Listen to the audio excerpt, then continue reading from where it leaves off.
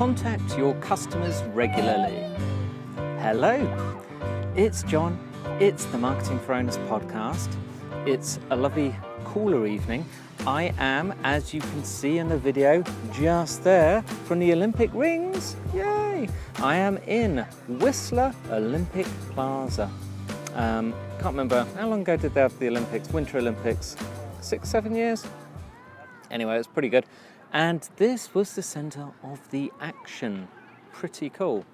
And it's nice because the sun's gone down, but it's a lovely clear evening. Very busy here, by the way. And I'd strongly recommend, if you are ever anywhere near Vancouver, no matter what time of the year, just pop up to Whistler. It is not like the ski resorts in France. It's a proper job all year round. Very active.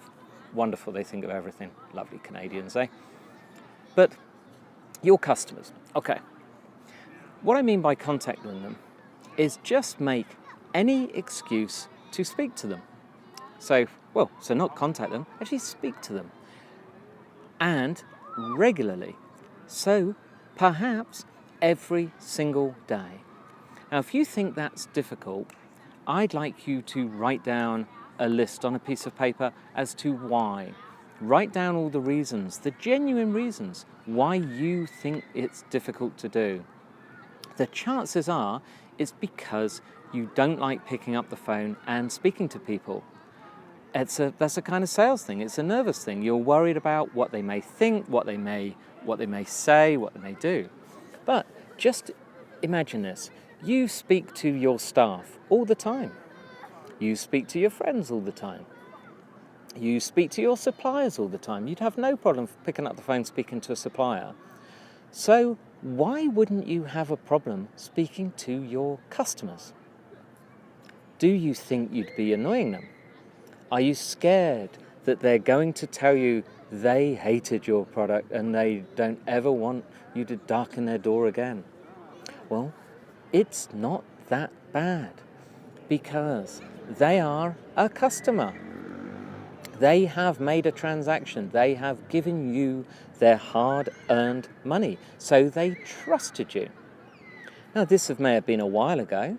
This may be recently. It may be yesterday. But imagine if you just contacted 2 a day. Just 2. So I'm not telling you to go out for dinner with them or have to go visit them, although that would be lovely. But 2, just contact them in any form. That is going to be roughly 500 a year. It's 10 a week. 2 a day, 10 a week. Now perhaps you have a marketing manager, a sales manager, a customer services manager. How about making it their job? If you think, and by the way, sorry, there's quite a few little midges here, keep on sticking them in my eye. But if you think that's difficult, you don't have time, perhaps you have other things, perhaps that's not part of your remit. It should be really, because they're your customers, they're who pay your wages and make your profits, or hopefully will, if you contact them. But anyway, you can designate it to someone else. But if you make it a priority, so explain, whoever you designate this to, explain why you are doing it. Now, you may say, oh, okay, why am I doing it? You're going to come up with any old excuse, aren't you, to get out of this? I'm not going to let it go. So you can phone them, you can pick up a pen and a piece of paper. And when I say piece of paper, not a letterhead, just a simple piece of paper, and write a handwritten note and sign it at the end.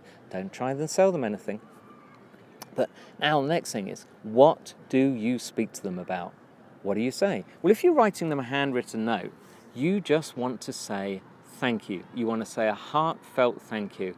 Without people like you, I wouldn't have a business, and I want to say thank you for putting your trust in me. I will not let you down.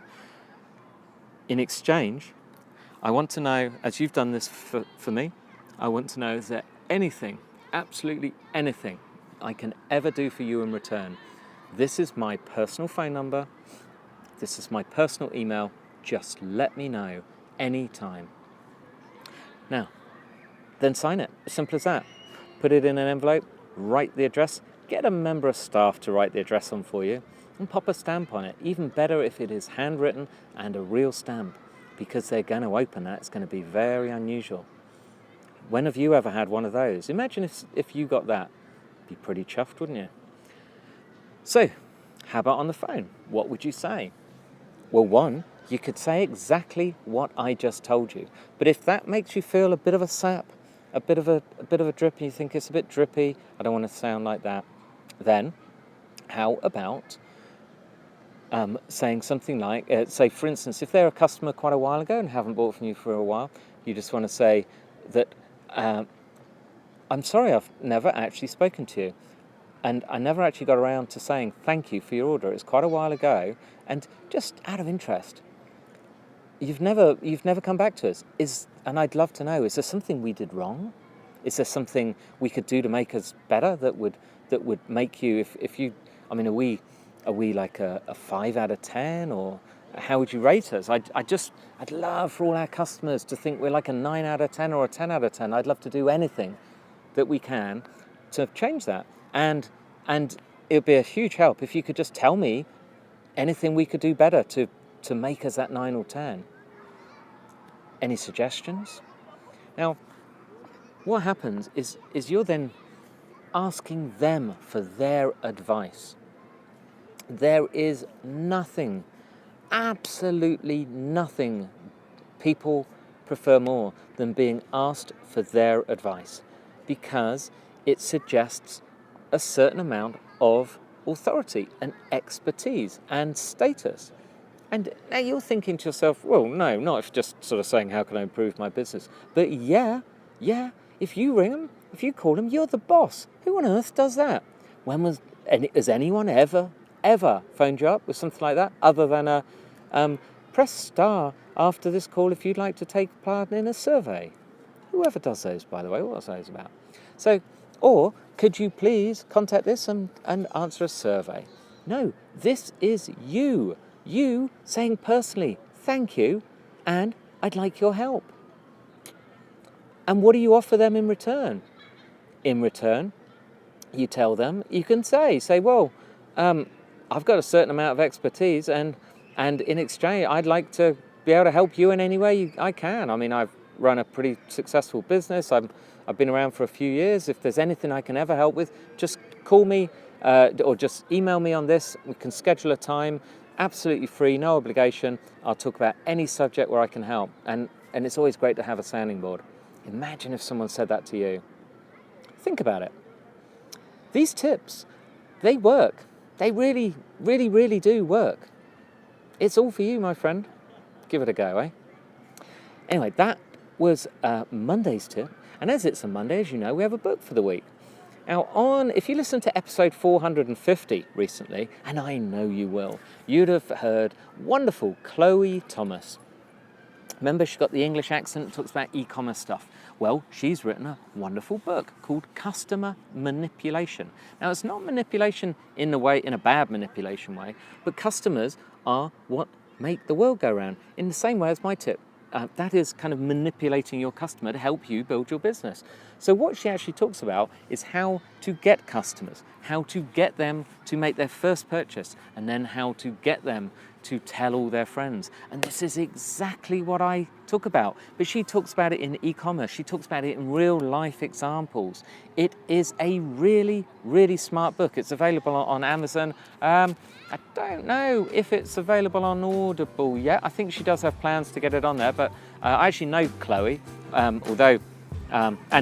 just to let you know, I would add, she did send me a copy of her book for free. So, advertising people, I got a free one. But as you know, I recommend a book every Monday. It is good. I run an e-commerce store and I learned stuff from this book. And I've read one of Chloe's other books as well. That's how I got to know her originally. And I learned stuff from her other book. I've recommended it before, about delivery stuff.